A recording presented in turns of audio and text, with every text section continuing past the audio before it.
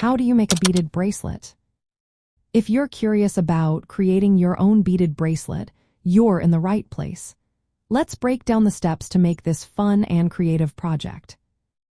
First, you need to gather your supplies. For a simple beaded bracelet, you'll need mixed glass beads, seed beads, beading wire, crimps, wire guardians, chain nose pliers, and cutters.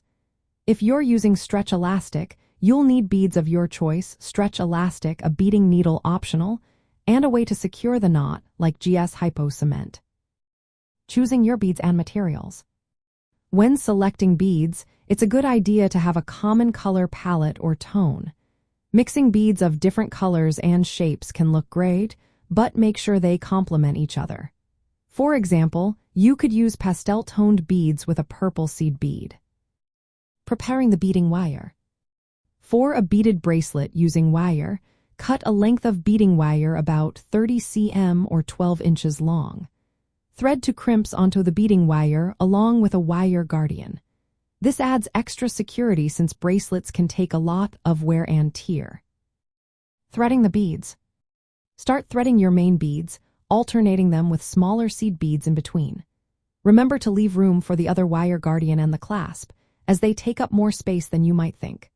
Once you have enough beads on, add to more crimps and the other wire guardian. Bring the beading wire down through the other side of the wire guardian, both crimps, and through the first few beads.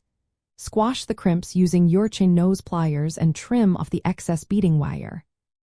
Using stretch elastic. If you prefer a stretch bracelet, determine the correct length of elastic by wrapping it around your wrist. Add about 2.53 inches to this measurement for the length of the elastic you will cut. For example, if you want a bracelet that is about 7.75 inches with seed beads, cut your elastic about 10.5 inches long. Pre-stretching the elastic. Stretch your elastic about 10 times before adding any beads to prevent it from stretching out too much later. Attach a stopper to one end of the elastic to keep your beads from falling off.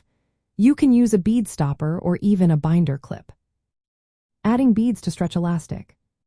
Arrange your beads in the desired order on a bead board or beading surface.